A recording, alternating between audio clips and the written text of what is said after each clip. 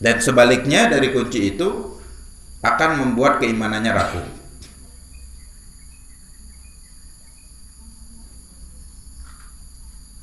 Kemudian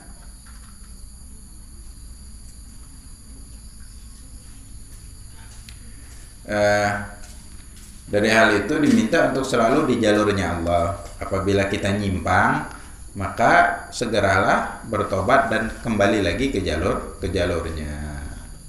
Wala tazalu sa'ilan minallahi husnal khatimah. Jadi jangan henti-hentinya untuk selalu minta kepada Allah, dimatikan dalam keadaan husnal khatimah, dalam keadaan baik. Waqad balagana ana syaitan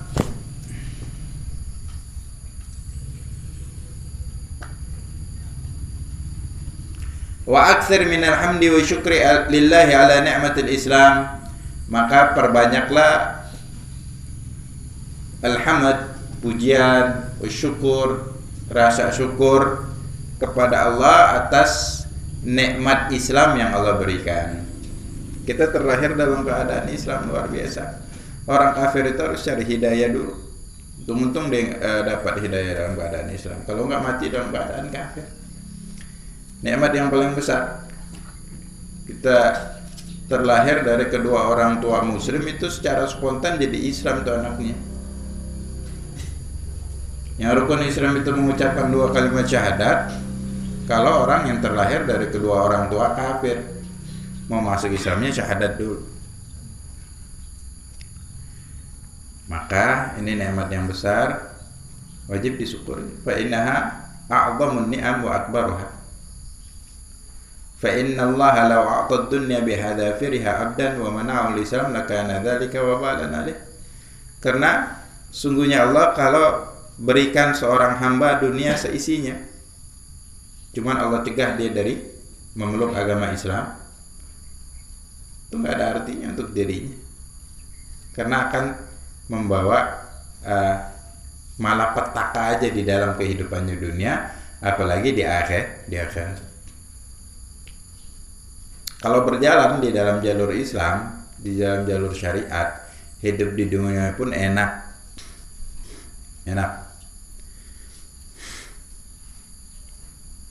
Jadi ada solusi yang ditawarkan di dalam syariat. Ada hukuman di dalam Islam, hukuman yang memang ketika hukuman itu diundang-undangkan untuk pelaku pelanggaran atas undang-undang misalnya yang berlaku, tujuannya adalah untuk memberikan efek jerah, yaitu jerah dia nggak mau mengulangi lagi. Nah, undang-undang hukuman-hukuman di dalam Islam itu benar-benar memberikan efek jerah yang nyata. Orang mencuri dengan kadar tertentu di sidang di pengadilan dan divonis, tangannya itu dipotong dan nggak boleh di dalam ruang tertutup, hanya dihadirin beberapa orang, nggak boleh, harus di hadapan khalayak ramai dipotongnya, semua orang lihat. Habis dipotong, tangannya itu akan digantung di tempat-tempat keramaian, berikut biografi yang punya tangan dan apa kesalahan. Itu berlanjut sampai berminggu-minggu baru diturun. Habis dipotong, tangannya langsung direndam di minyak yang mendidih supaya langsung berhenti darahnya dan tidak terjadi pendarahan. Orang yang menonton, setiap ada keinginan syaitan ngajak dia untuk mencuri, dia akan terbayang tangan dia yang akan digantung. Belum lagi rasa pedih itu hilang, rasa malu yang luar biasa untuk dia dan keluarganya akan menanggung perzinahan dilarang. Apabila dia sudah menikah dengan pernikahan yang sah dan dia berzina, melalui proses pengadilan divonis benar-benar terbukti, maka akan dihukum rajam. Dilemparin pakai batu oleh khalayak ramai, yang nggak boleh terlalu kecil karena terlalu menyiksa. Nggak boleh terlalu besar karena terlalu cepat matinya. Kejam, terlihat kejam memang. Akan tetapi mana lebih kejam daripada kita kalau itu diundang-undangkan di Indonesia, wah langsung ini melanggar HAM dan yang lain. Cuman bayi-bayi yang terlahir yang tidak diinginkan dilahir terus dibunuh oleh orang tuanya sendiri ketika awal dia lahir karena perbuatan zina, apa enggak melanggar HAM? Kita katakan ini perilaku yang tidak mampu dilakukan oleh binatang. Ibunya binatang itu enggak mampu dia bunuh anaknya. Manusia mampu. Ibunya sendiri yang bunuh itu anak. Karena perbuatan zina itu sadis ujungnya. Belum lagi yang digugur kan berapa banyak. Efek jerahnya nyata.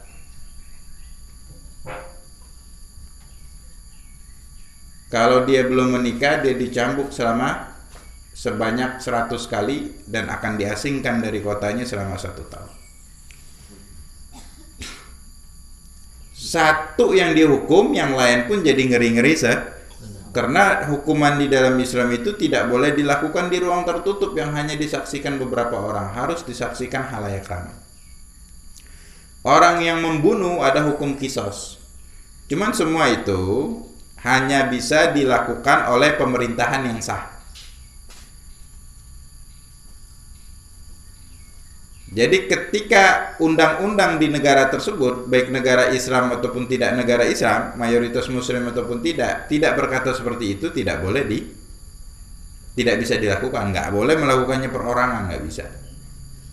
Makanya di Indonesia belum bisa diundang-undangkan, belum bisa, bukan tidak bisa, karena kalau suatu saat ini menjadi hukum positif di dalam undang-undang kita, ya akan berjalan. Tinggal pelaksanaannya lagi yang melaksanakannya tanpa pandang bulu. Jadi hukuman itu dibuat supaya orang takut. Jadi kita nggak ngeri lagi. Rumah di kota itu, rumah udah ada pagar, pintunya masih pakai teralis. Udah pakai teralis, pakai CCTV pula. Udah pakai CCTV, pakai satpam pula. Itu pun masih takut kehilangan. Kita sholat di masjid pakai motor aja ngeri-ngeri sedap. Berapa banyak kejadian motor hilang di masjid? Kenapa? Nggak tegas di dalam. Mungkin aturannya juga mungkin ada tegas, cuman ya yang pelaksanaannya juga mungkin kurang tegas atau gimana, cuman tetap kita serba takut di kota itu, serba takut kehilangan. Serba takut kehilangan.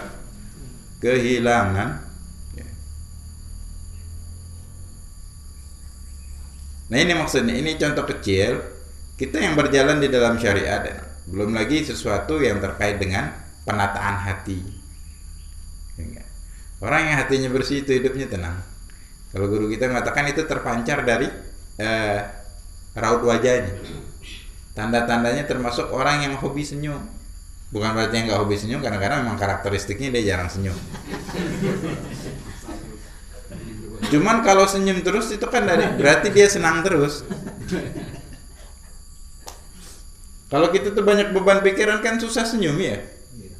Ada orang ketika bujangan dia sering senyum. Habis nikah lupa senyum dia. Dapat tekanan batin.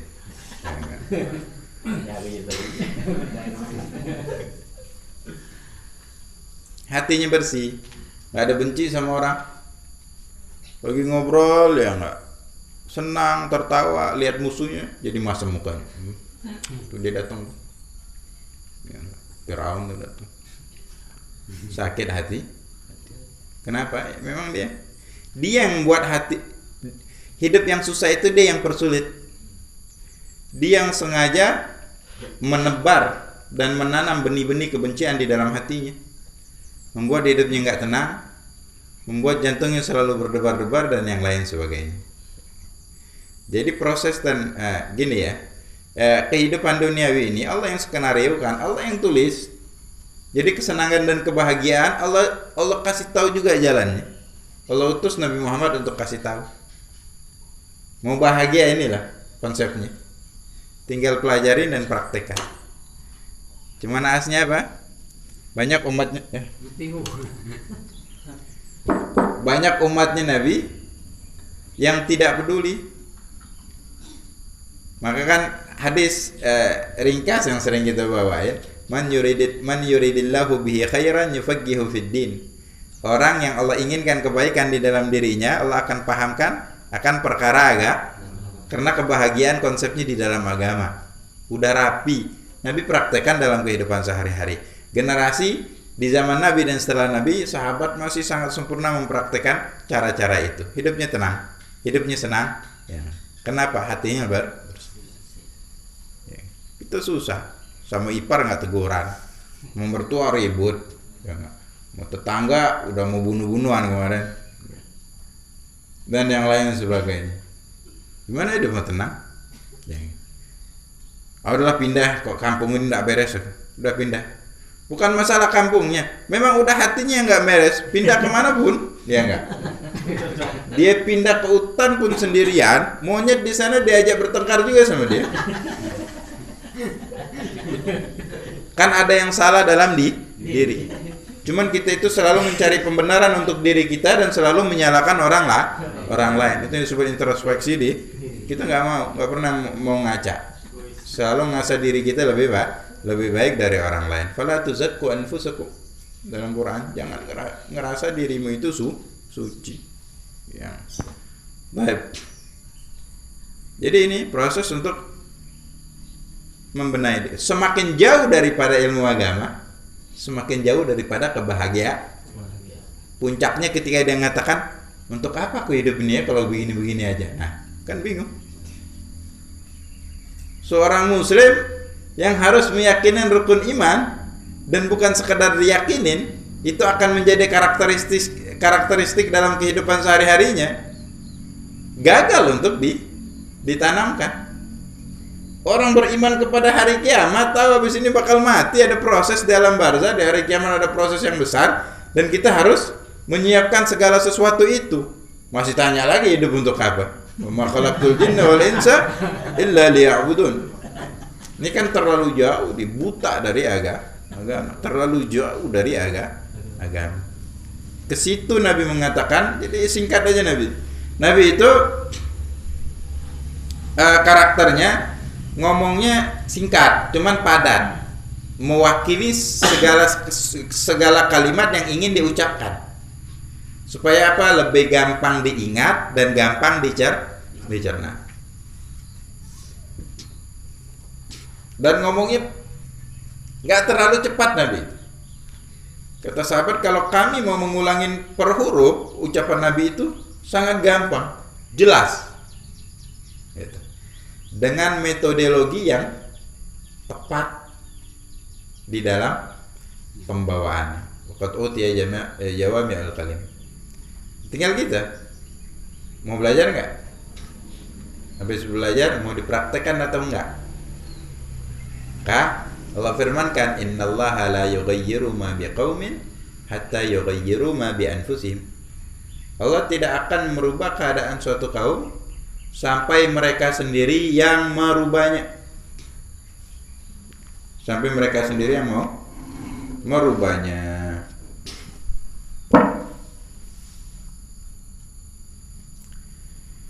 Walau a'tahu al-Islam mana'u dunya lam yadurruhu dhalika li'anna al-awwal yamutu fa yasiru ila an-nar wa hadha ats-tsani yamutu fa yasiru ila al-jannah. Kalau seorang diberikan Islam terus dicegah daripada dunia,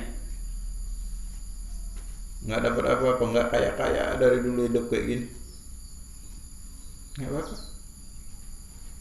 Karena yang pertama, walaupun dia ada fasilitas duniawi lengkap, mati bakal ke neraka. Akhirat selamanya, dunia cuma sementara. Adapun yang kedua, walaupun hidup miskin, ketika meninggal dia akan masuk surga ketika dia membawa Islam. Nah, cuman prosesnya ada yang langsung, ada yang mampir dulu ke neraka. Cuman ujung-ujungnya bakal ke surga selamanya. Gitu. Kita pengennya langsung, nggak pengen mampir-mampir lagi. Jadi kita pernah sampaikan, ada hadis qudsi, Allah Ta'ala berfirman, ada hambaku yang aku ciptakan dia itu untuk menjadi kaya. Kalau aku miskinkan, dia akan murtad. Jadi nggak cocok dirinya kecuali menjadi kaya. Ada daripada hambaku yang aku miskinkan dia, memang nggak cocok dia itu kecuali miskin. Kalau dia kaya, dia akan murtad. Maka cocoknya miskin. Kita ini hidup sesuai skenario Allah. Yang susah itu hidupnya miskin dari dulu, cuman keinginannya kaya sampai sekarang. Ya, kaya enggak, stres sih ya kan akhirnya jadinya. Itu yang terjadi. Pola pikir yang sederhana ini pun kadang kita nggak nangkap. Dan Nabi kasih tahu, ya, bahagialah dengan jalanmu. Jangan kau tutup banyak jalan untuk berbahagia sehingga kau sisakan satu aja. Kalau nggak kaya nggak bahagia. Tanya orang kaya, kalau sakit gigi bahagia nggak dia? Nggak ada konsepnya juga. Kalau ketika kaya bahagia nggak, banyak yang musuhin. Banyak yang musuhin. Ya. Oh itu tentang kaya ngomongnya sombong. Padahal dia nggak ngomong apa-apa, sebut sombong. Ya gitu ya. Maka kata ulama, barang siapa yang mencari keridhaan manusia, itu adalah tujuan yang nggak akan dapat. Akan tetapi orang yang mau mencari keridhaan Allah, itu adalah tujuan yang diinginkan yang seharusnya. Maka gapailah tujuan yang harus digapai, tinggalkan tujuan yang tidak ada ujungnya. Nggak akan bisa kita nyenangin semua manusia. Ya. Benar pun kita disalahin, apalagi salah. Manusia itu memandang kita nyari kesalahan kita. 1000 kita buat kesalahan, 1000 kita buat kebaikan, belum buat kesalahan pun udah dibilang salah. Apalagi udah dapat satu kesalahan. Itu manusia. Nah, kalau waktu dan pikiran ini cuman dihabiskan untuk mikirin manusia, kejam nih Andi itu. Masa dia musuhin aku, padahal aku baik sama dia. Gak bisa tidur gara-gara mikirin ini aja. Bukan salah dianya, kita hanya kurang pintar untuk memahami keadaan. Setiap manusia itu Allah kasih otak, cara pikirnya sendiri. Kita nggak bisa atur otak orang lain, kita bisa atur pikiran kita. Ngapa habisin waktu untuk mikirin dia, keadaan yang begitu? Ya. Nabi Muhammad itu nggak kurang-kurang akhlaknya. Kalau orang Quraisy itu ketemu Nabi Muhammad, semua hormat. Semua itu mengakui nggak ada cacatnya ini orang sebelum diangkat menjadi nabi. Kenapa dimusuhi? Karena Nabi menganggap mencemooh, menodai ajaran nenek moyang mereka. Karena nggak boleh nyembah berhala, harus nyembah Allah Subhanahu wa Ta'ala. Itu aja. Nabi yang tanpa cacat pun dimusuhi, dikatai dan yang lain sebagainya.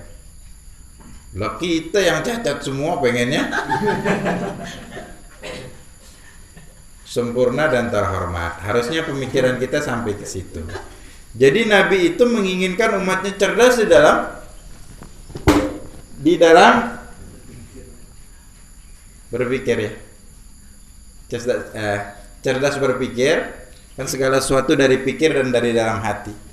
Baru ketika tindakan melakukan tindakan yang cerdas di dalam berperilaku, bertingkah laku, bersosialisasi, di dalam mengucapkan kata-kata, memilih kata-kata yang tepat untuk digunakan di dalam setiap situasi dan kondisi. Nggak semua sama, nggak semua orang itu kita ucapannya sama. Ini orang mau bercanda, jangan diajak serius, akan nggak ngomong dia. Ini orang serius terus, nggak bisa bercanda. Ya. Tar nuklir bakal keluar kalau dia diajak bercanda. Jadi ada batasannya. Baik. Wa alaika an la tazalu khaifan wajalan min su'il khatimah. Dan wajib untukmu selalu tidak henti-hentinya dalam keadaan takut meninggal dalam keadaan su'ul khatimah, penutupan yang jelek. Fa innallaha muqallibul qulub. Sungguhnya Allah adalah zat yang membolak-balikan hati. Yahdi may yasha, memberikan petunjuk kepada yang Allah inginkan. Wa yudhillu may yasha, dan menyesatkan yang Allah inginkan. Wa fil hadis sahih, dalam hadis yang derajatnya sahih, walladzi la ilaha illa ghairuh, demi zat yang tidak ada Tuhan selainnya. Inna ahadakum, sungguhnya seorang di antara kalian, la ya'malu bi amali ahlil jannah, tidaklah dia beramal dengan amalnya penghuni surga, hatta ma yakuna bainahu wa bainaha illa dhira', sampai-sampai tidak tersisa jarak antara dirinya dengan surga kecuali satu hasta, 48 cm satu hasta. Ini satu hasta. Fasabaqa alaihi alkitab, akan tetapi ketetapan Allah sudah lebih dulu. Fayamal bi amali ahli nar fayadkhuluha, maka di akhir di ujung usianya dia melakukan amal penghuni neraka, bermaksiat, akhirnya mati dalam keadaan su'ul khatimah dan masuk neraka. Ini tadi kita nggak boleh banggakan diri. Jangan anggap diri ini aman. Aku banyak ibadah, banyak bantu orang, mati insya Allah masuk surga. Siapa yang bisa? Kaum solihin dan ulama tidak pernah sangat begitu takut membaca hadis kecuali hadis ini. Baik pun kita, ketentuan di tangan Allah, ketetapan Allah yang buat. Kan beriman kepada qada dan qadar itu syarat sebagai seorang muslim kan, karena rukun di dalam Islam. Jadi jangan pernah ngerasa aman lah, mati ini masuk surga lah insya Allah. Nggak ada yang tahu. Kalau mati nggak bawa iman, selamanya di neraka. Bawa iman pun proses banyak. Maksudnya itu. Nakut-nakutin, memang kita itu harus ditakut-takutin baru takut. Fasabaga alaihi alkitab. Wa inna ahadakum la ya'malu bi amali ahli nar. Dan sungguhnya seorang dari kalian tidaklah beramal dengan amalnya penghuni neraka. Hatta ma yakuna bainahu wa bainaha illa dhira'. Sampai-sampai tidak tersisa antara dirinya dan neraka kecuali satu hasta. Fasabaga alaihi alkitab. Kemudian qada wal qadar telah mendahului dirinya. Fayamalu bi amali ahlil jannah fayadkhuluha. Di akhir usianya dia melakukan amalan penghuni surga, maka dia masuk surga. Enggak sedikit, panjang umurnya banyak maksiat, di akhir umurnya dia bertobat kepada Allah dengan sebenar-benarnya tobat, Allah terima semua dosanya, Allah ampunin, meninggal dalam keadaan bersih. Ini enggak tahu. Jangan pakai hukum pertimbangan ya, enak yang akhir aja. Sekarang kita maksiat dulu, ntar baru taubat. Masalah yang ngatur bukan kita. Baru mau pensiun dari maksiat, terlebih dahulu dia ketemu dengan Israel. Belum sempat. Langsung ya, langsung di alam barzah dihantam. Ini nggak ada kebaikan sama udah nggak usah tanya-tanya lagi udah. Langsung disiksa sama malaikat di kuburnya. Belum lagi di hari kiamat. Gini. Jadi baik pun kita nggak ada kepastian kita bakal meninggal dalam keadaan husnul khotimah. Cuman kata ulama, dengan kasih sayang dan rahmatnya Allah, orang yang berubah dari jelek menjadi baik itu banyak. Cuman dari baik menjadi jelek itu jarang. Makanya pupuklah terus amal ibadah supaya menjadi selalu baik. Cuman jangan pernah, ini kan sebagai penetralisir ya, stabilator buat kita itu stabil keimanan itu. Jangan sampai nganggap dirinya karena banyak ibadah jadi ujub. Ujub itu merasa diri lebih paling baik, yang lain nggak ada yang baik. Jangan sampai seperti itu. Gara-gara itu juga iblis ngerasa lebih baik daripada Nabi Adam. Dia nggak mau sujud. Akhirnya dilaknat oleh Allah. Nggak bakal masuk surga. Jauh dari rahmatnya Allah. Nah ini sebagai stabilator. Walaupun rajin ibadah, cuman masih banyak ngerasa diri. Jadi kaum solihin itu rahasia suksesnya mereka itu selalu lupa kalau buat ibadah. Jadi dalam memorinya itu nggak ada ibadah yang pernah dia lakukan. Jadi ngerasa diri itu selalu kotor. Nah kita ini sebaliknya, kita memang orangnya kebalik-balik kebanyakan. Ngerasa dirinya, ya Allah aku nggak pernah buat dosa bertahun-tahun. Suci nih anakku ini. Dia nggak ucapin pakai lisan, cuman hatinya nganggap seperti lihat fulan tuh nggak pernah sholat, aku sholat terus, baca Quran lagi, tahajud lagi malam ini, walau sebulan sekali. Nganggap diri lebih baik. Nah ini kacau. Jadi pola pikirnya salah. Benarnya, ya. Cari pola pikir yang baik.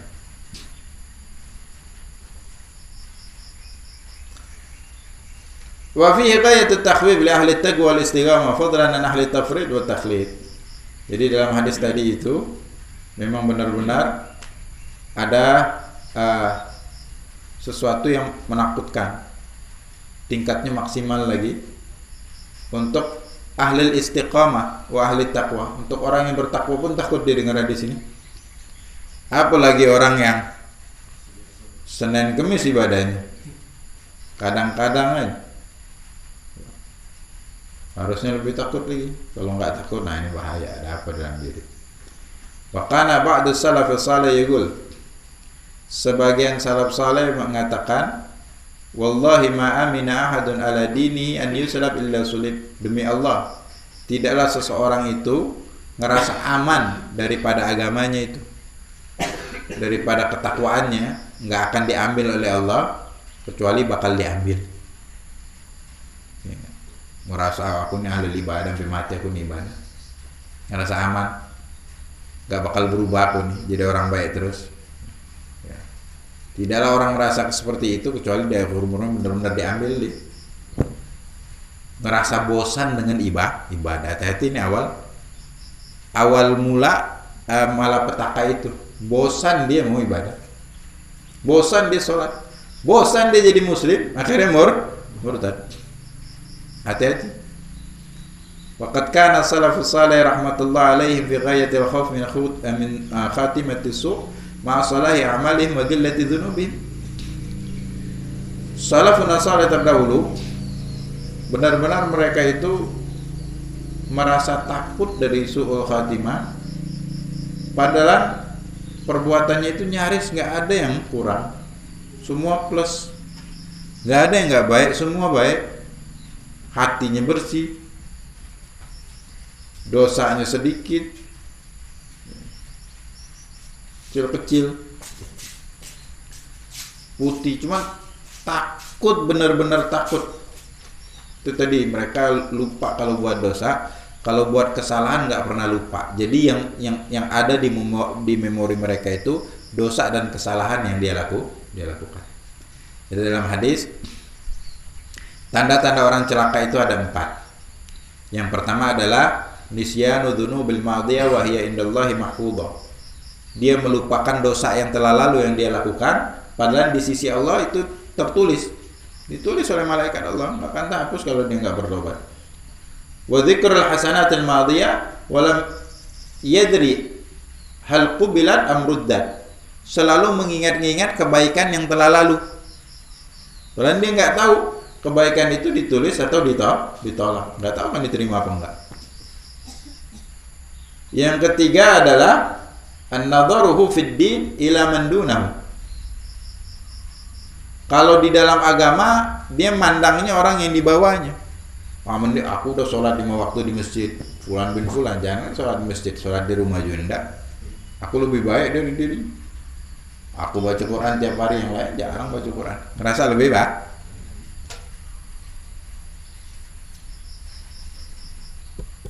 Selesai. Turun enggak?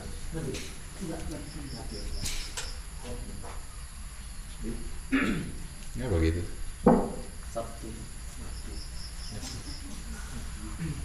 Kemudian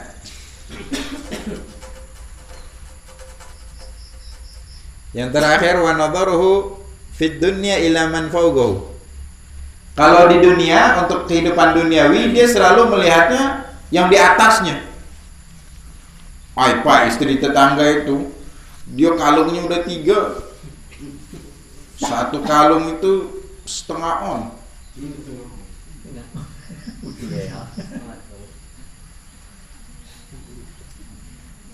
Aku sih kok enggak punya. Tetangga udah punya mobil, kita motor pun masih kayak gini. Sering sesak napas motor. Susah. Ini tadi ya. Kehidupan duniawi lihat yang atas. Ini orang nggak tentram-tentram ini. Kehidupan nggak berubah, stres iya yang kayak gini.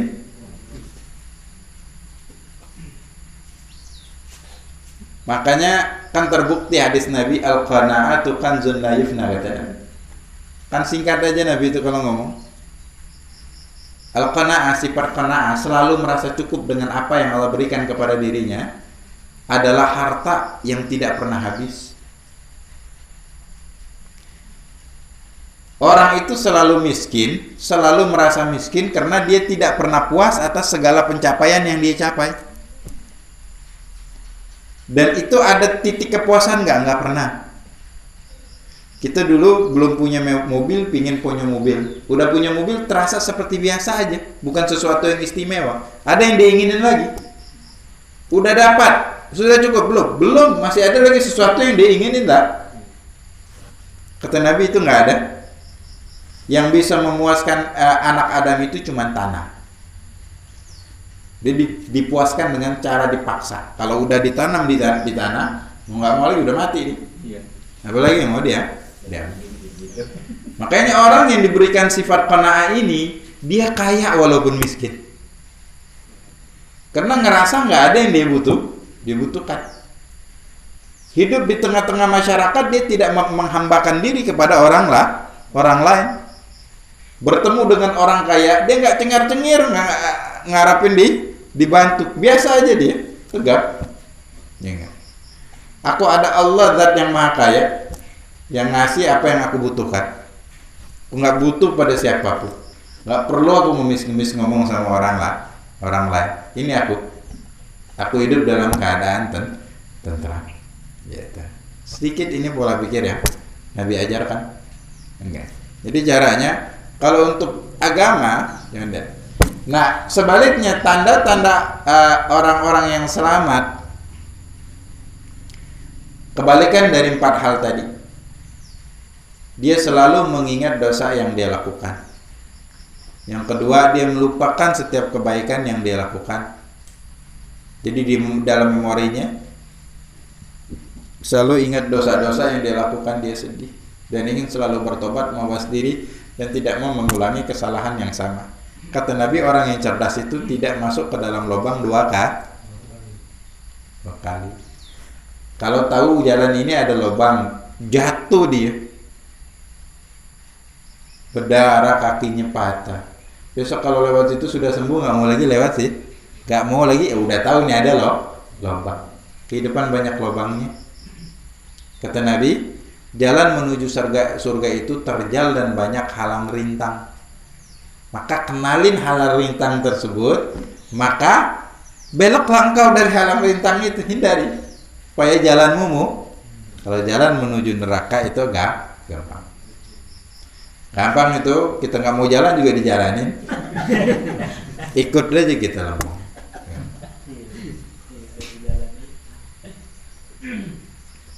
Yang ketiga,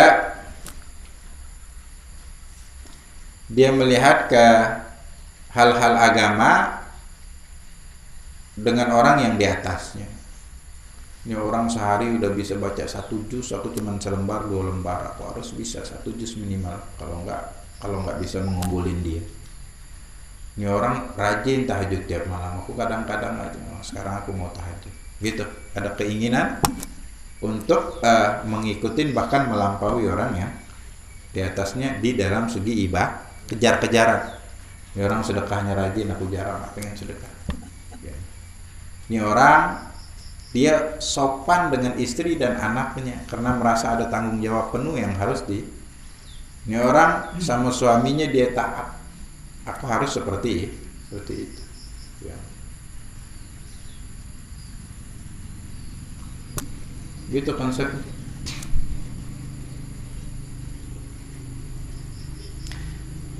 Yang terakhir, kalau hal-hal duniawi dia lihat orang yang di bawahnya, bukan di atasnya. Gak punya mobil, cuman alhamdulillah punya motor. Banyak orang yang punya motor, aku alhamdulillah punya motor, penyakitan enggak. Ada orang punya motor tiap hari mampir ke bengkel, rusak terus dan bermasalah. Ada orang yang dari dulu pengen beli motor, nggak kebeli juga. Tinggal di rumah kontrakan cuma nyaman. Berapa banyak orang yang nggak mampu untuk kontrak. Ada di kontrakan karena duitnya terbatas, kontrakan yang tidak nyaman. Alhamdulillah.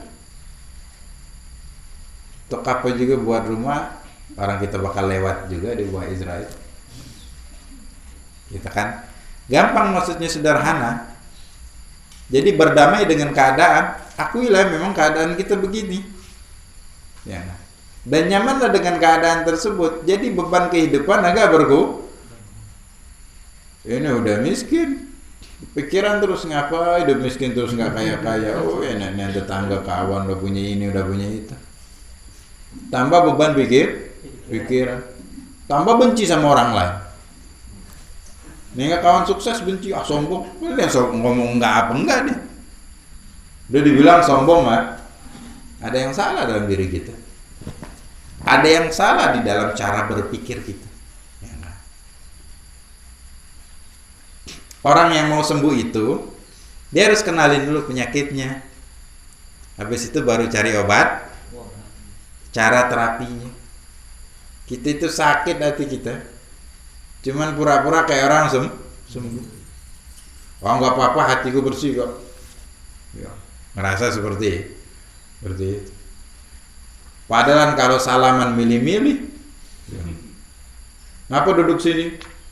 Itu nah musuh bubuyutan aku. Ngapa nggak maaf? Nggak mau aku. Padang mahsyar pun kalau ketemu dia minta maaf, aku nggak mau. Yang begini susah. Kita kan nggak jadi manusia produktif kalau kayak gitu. Ini masalahnya bukan sama orang itu aja, ada karakternya yang seperti itu. Jadi bukan sama ini aja. Ini kawan yang diajak ngobrol, nggak lama bakal jadi musuh dia juga tuh. Semuanya.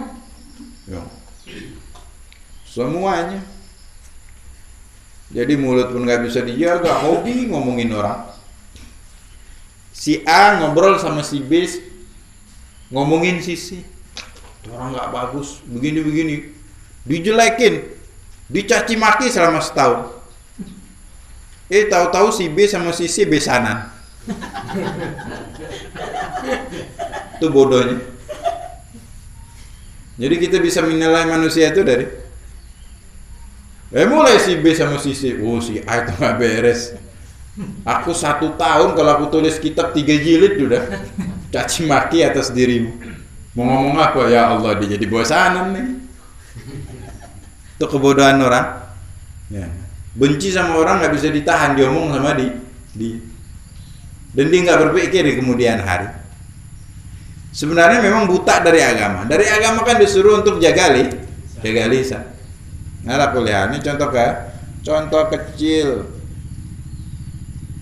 Baik.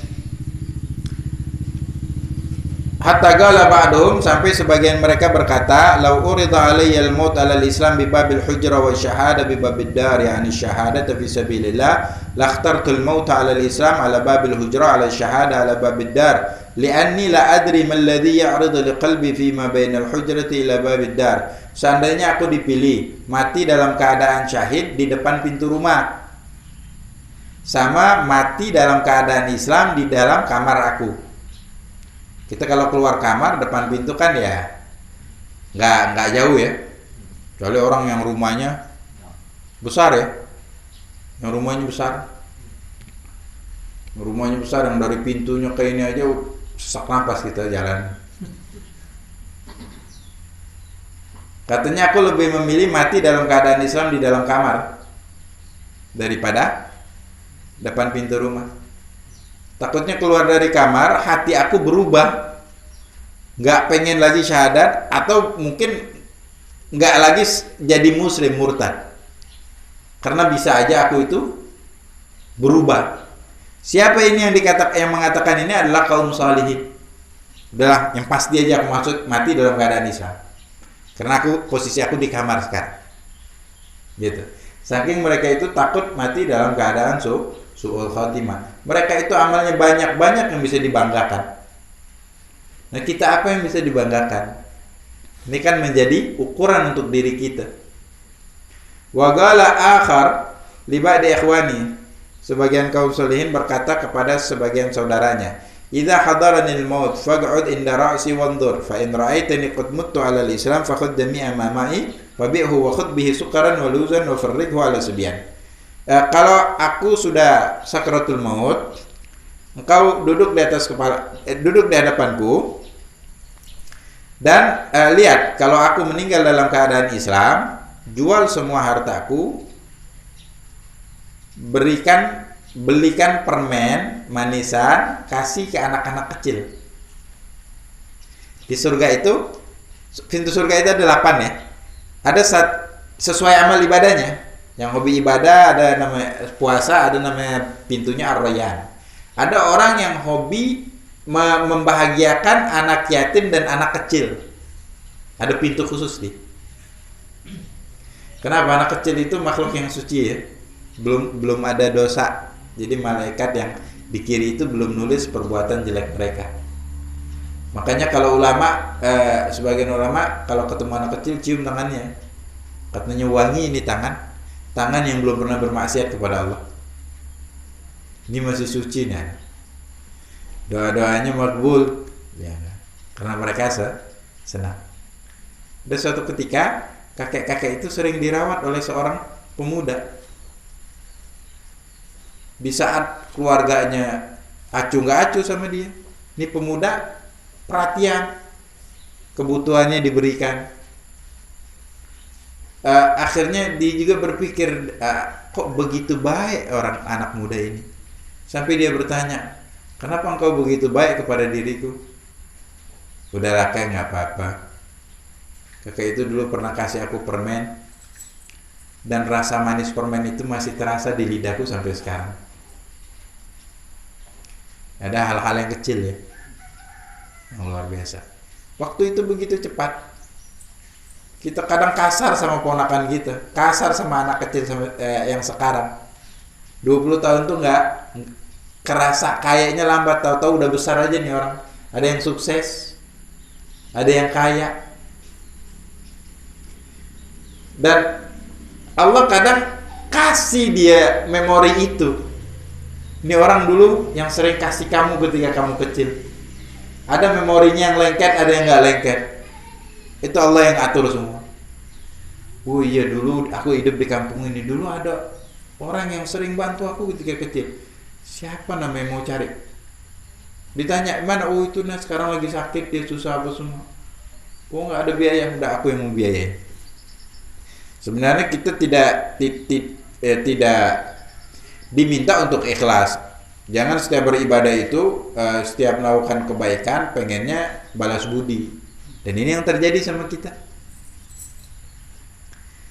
Ketika bantu orang, kayak ngasih utang sama orang itu. Suatu saat ketika bantu, jangan nggak dibayar. Ketika nggak dibantu, mulai ngamuk-ngamuk. Oh, ini orang nggak tahu diri. Apa aku bantu sekarang aku susah dia nggak mau bantu. Nggak mau lagi aku bantu dia. Ini makna ikhlas sudah hilang dalam diri kita. Ya. Nah, ini kita banyak ruginya. Harus belajar dari sekarang. Baik. Kemudian wa in ra'aitani qad mittu ala ghairi dzalika fa'ala min nas li yusalli alayya man arada an yusalli ala basiratin. Kalau engkau melihat aku tidak meninggal dalam keadaan baik, maka kasih tahu manusia, salatilah aku bagi yang mau nyolatin aja. Karena meninggal dalam keadaan enggak baik. Wa kana qad dzakara lahu alama yu'raf biha al-farqu bainal amrayn. Dan orang ini udah dikasih tahu sama saudaranya bagaimana cara membedakan orang yang meninggal dalam keadaan husnul khatimah dengan su'ul khatimah. Qala fara'aituhu qad mata 'ala al-Islam. Kemudian saudara mengatakan aku melihat dia meninggal dalam keadaan Islam. Wa fa'ala ma amara bihi min at-tasadduq 'ala subyan. Maka diberikan sesuatu yang diperintahkannya untuk bersedekah kepada anak-anak kecil. Wa hikayatuhum fi dzalika katsiran masyhura. Dan kisah-kisah dari kaum zalim sangat banyak. Ini orang soleh nih yang tiap hari itu nggak pernah berpikir untuk melakukan maksiat, apalagi melakukannya. Keinginan tuh nggak ada. Sampai mereka itu mengatakan aku nggak ada keinginan untuk melakukan yang makruh. Keinginan nggak ada. Apalagi melakukan yang makruh sendiri. Jadi yang dia lakukan yang wajib, yang sunnah, ibadah aja hari-harinya. Ketika ditanya engkau meninggal dalam keadaan langsung masuk surga ini, yang ada yang tahu. Dia takut banget mati dalam keadaan su'ul khatimah. Nah, bagaimana mungkin kita ini yang ibadahnya masih terbatas, ya enggak? Apa adanya, kadang-kadang ngerasa diri mati udah percaya ya mau masuk surga, ya enggak? Peleng malaikat baru tahu. Wa'lam annahu katsiran ma yukhtam bisu'il ladzina yatahawanuna bis salatil mafruḍah. Ketahuilah, yang paling banyak orang itu ditutup usianya dengan penutupan yang jelek, su'ul khotimah, adalah orang yang yatahawanun, yang mereka itu lalai dalam melaksanakan sholat yang wajib 5 waktu. Kadang-kadang nggak sholat, kadang-kadang nggak prioritas. Capek, nanggung nih udah di kebun ini, udahlah tar aja lah hari ini sholat asar libur dulu lah. Lagi acara ini nggak ada sempat mau sholat duhur, sholat asar, mau sholat hari ini libur dulu kita sholat. Ini ya, menganggap remeh. Sholat itu adalah sesuatu yang paling pertama dihisab di hari kiamat. Ditanya. Kalau hisabnya baik, yang lain itu yang belakang itu bakal dipermudah. Kalau enggak bakal dipersulit. Ini yang paling banyak meninggal dalam keadaan su'ul khatimah, yang dia lalai dalam pelaksanaan sholat. Enggak sholat sama sekali, atau sholatnya asal-asalan. Asal-asalan aja sholat. Setiap sholat pasti lupa. Ini rakaat ketiga bukan 4. Lupa terus nih. Baru takbiratul ihram, dia bingung ini tidak atau berdiri. Baru takbiratul ihram. Fatihah belum baca, apalagi ruku. Dia bingung, aku ini udah ruku belum? Baru takbiratul ihram, saking lalainya, niat nggak sholat ini. Jadi gitu termasuk orang yang lalai dalam melaksanakan sholat 5 waktu. Wa zakatul wajibah, dan zakat yang wajib. Ini kadang-kadang zakat bayar tiap tahun, cuman nggak sesuai porsinya, atau tidak disalurkan kepada orang yang berhak menerima, alias asal-asalan. Walladzina yatatabba'una auratil muslimin. Nah ini tadi. Orang yang selalu nyari kesalahan orang lain. Orang yang jelek itu. Kan kita katakan orang itu selalu nyari kesalahan kebaikan kita nggak pernah diingat. Jadi jangan pernah merasa punya jasa sama orang lah. Kenapa? Kita sendiri orang lain buat baik sama kita lupa kan? Jadi kadang-kadang kita tuh nggak sportif. Untuk diri kita pengennya dipuji, dibaik-baikin sama orang lain, nggak peduli. Ya enggak. Ini kalau dia udah yakin mau masuk surga, kalau ada malaikat ngamuk malaikat itu. Enak aja tingkah laku seperti ini. Ya. Ibadah malas, maksiat rajin, mati pengennya masuk surga. Sama malaikat digebukin di dalam kubur nih. Mikir tuh yang benar-benar aja kata malaikat. Nah ini ya, dan ini banyak terjadi gitu nih. Maka dalam hadis min husnil islamil mar'i tarkuhu ma la ya'ni. Dari kemantapan Islamnya seseorang meninggalkan sesuatu yang bukan urusan. Enak di dalam bersosial. Kalau orang nggak saling ikut campur urusan orang lah. Fulan bin Fulan tuh kurang ajar nih dia sama istrinya. Masa dia begini sama istrinya. Fulan bin Fulan tuh istrinya kurang ajar nih ya. Nggak tahu aturan itu.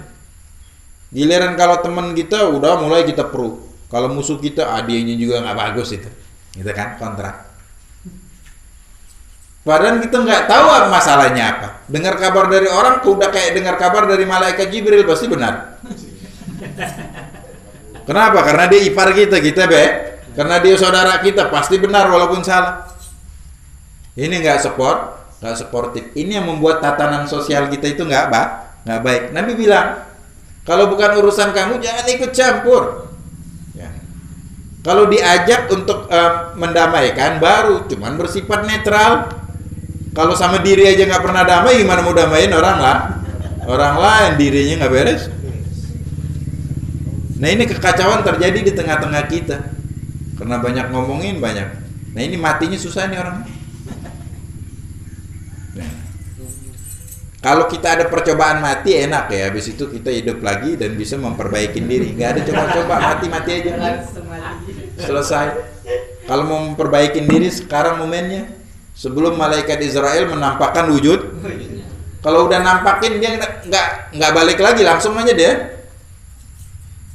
Oh janganlah, ntar aku masih banyak urusan. Lain kali aja datang ya. Oh nggak ada kata malaikat Israel. Udah datang waktunya ini. Ya. Sentak sama dia. Mumpung jasad masih ada, perbaiki diri. Ya enggak? Perbaiki hati, perbaiki sikap, belajar lebih banyak lagi supaya menjadi orang lebih baik lagi. Walladzina yanqusuna al-mikyal wal mizan. Dan orang yang ngurangi takaran dan timbangan. Yang 1,9 kilo mata ya ini nih, matinya susah nih.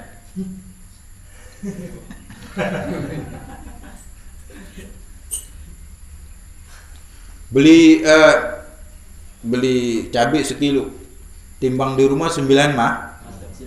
Yang lain mana? Melarikan diri. Ini kaya enggak dosanya besar. Dalam Quran wailul lil mutaffifin. Neraka untuk orang yang mutaffifin, yang mengurangi timbangan. Itu termasuk dosa besar, dosanya kaum Nabi Allah Saleh. Dengan itu mereka diadab. Kaya enggak dosanya besar, mending korupsi agak lumayan. Terhormat ya enggak. Gua digebukin, maling ayam digebukin sampai mati. Dia yang mau maling duit rakyat, duit negara. Enak, agak mendingan. Nerakanya sama-sama aja. Baik. Lah yang nggak ada yang penting, ada dosa semua. Dan ini dosa apa? Dosa besar ya. Hati-hati. Ya sama yang nyatut-nyatut itu. Oke. Yang kerja di pemerintahan mau beli alat-alat kantor ini. Pergi ke pasar. Pak, notanya kosongin ya. Kenapa? Duit capek. Berapa duit capek? 1 juta, ya Allah. Itu yang ngasih duit capek kalau begitu. Ini sama nih, tukang catut nih. Ada proyek ya enggak? Oh ini duit capeknya ini. Duit capeknya setengah dana proyek. Harusnya pakai semen sama pasir, jadi pakai tepung terigu. Hancur itu jalan. Orang rusak, kecelakaan, tanggung di hari ya. Kaya nggak kaya banget dia nggak. Di alam barzah dikubur nggak sempat ditanya langsung dihantam oleh malaikat. Dosanya banyak. Kamu ini dosa semua yang ada di catatan malaikat nih, nggak ada kebaikan. Mau nanya apa aku? Udah langsung ditempel. Waliyadzubillah. Walladzina yakhda'una al-muslimin wa yaghshunahum wa yalbasuna 'alaihim fi umuri ad-din wad dunya. Jadi ada hadis la yu'minu ahadukum hatta yuhibba li akhihi ma yuhibbu li nafsi. Seorang muslim itu tidak sempurna keimanannya sampai dia itu mencintai saudaranya muslim untuk saudaranya muslim sebagaimana dia mencintai untuk dirinya sendiri. Jadi dirinya nggak mau ditipu, nggak mau disakit, mau dihormatin dan dilakukan juga sama saudaranya muslim selayaknya yang diinginkan untuk dirinya. Nah, ini salah satu orang yang banyak mati dalam keadaan su'ul khatimah itu adalah orang yang sering menipu, mengelabui saudaranya muslim dalam jual beli tanah, jual beli ini, jual beli itu. Ya enggak? Kalau mendinganlah kita orang yang sering ditipu daripada sering nipu, ya enggak? Cuman bini aja ngatain terus. Kalau ini bodoh amat. Kerja nggak ada yang benar. Ya kalau bagus. Ya daripada menipu enak Riti, nggak ada yang enak sih sebenarnya. Ya enggak. Cuman kan pertanggungjawabannya besar di hari kiamat. Cuman begini, itu konsekuensi kehidupan. Kadang-kadang kita ini siap untuk untung, nggak siap untuk rugi. Enak banget kehidupan bukan kita yang atur, Allah Ta'ala yang atur. Jadi aturlah emosional itu siap untuk mendapatkan sesuatu yang tidak menyenangkan. Waktu untung terus senang, ya enggak, ngomongnya tinggi sama orang sombong. Ketika dia udah jatuh, dia rugi, nggak siap, akhirnya stres, keluar rumah nggak pakai baju, nggak pakai celana, stres. Ya. Itu namanya pentingnya beriman kepada qada wal. Jadi ketika merencanakan sesuatu, siap untuk berhasil, siap untuk gak, itu seorang yang baik. Nabi ajarkan kayak gitu. Ini siapnya untung aja, nggak siap rugi. Nggak ada aturannya untung terus kayak gitu. Kalau untung terus kayak gitu, nggak ada orang miskin juga. Kita mau beli gorengan di mana kalau nggak ada orang miskin? Mau beli nasi di mana? Kaya juga. Itu duit untuk apa? Ya nggak. Baik. Walladzina yukadzibuna awliya Allah. Orang yang tidak percaya kepada wali-walinya Allah. Wa yunkiruna alaihim bighairi haq. Dan ingkar kepada mereka tanpa pembenaran. Ini ada satu akidah yang nggak yakin kayak gitu. Padahal di dalam Al-Quran banyak walinya Allah disebutkan. Wali itu selain Nabi ya maksudnya. Walladzina yadda'una ahwalal awliya wa maqamatihim min ghairi sidq. Orang yang ngaku walinya Allah. Oh, pegang tasbih, insyaallah khair, insyaallah kabul, insyaallah semua hajatnya. Ngaku seperti walinya Allah, orang baik dan yang lain. Wa asbaha dzalika minal umuri syani'ah, dan yang serupa seperti itu dari perkara-perkara yang syani'ah. Wa min aqwa fi ma yakhafu minhu ala sahibihi su'ul khatimah al-bid'ah fid din. Kata idmaru syak. Begitu juga berbuat kesesatan di dalam agama. Itu yang paling ditakutkan. Orang meninggal dalam keadaan su'ul khatimah. Wa kata idmaru syak fillahi wa rasulihi wal yaumil akhir, atau menyembunyikan keraguan-raguan di dalam Allah dan Rasulnya dan hari kiamat. Bakal kiamat enggak ya? Bakal dihisab enggak ya? Masih ragu dia. Waliyadzubillah, hati-hati. Falyahdharil muslim min dzalika ghayatil hadar wa la 'asima min amrillah illa man rahim. Maka berhati-hatilah seorang muslim dengan hal tersebut dengan secara maksimal, ya enggak. Wala 'asima min amrillah illa man rahim. Tidak ada yang dijaga dari perkaranya Allah kecuali yang Allah sukai.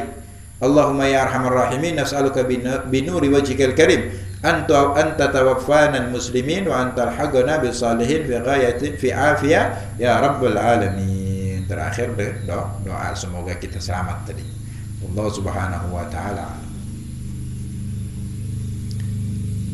Pertanyaan, siapa yang bertanya?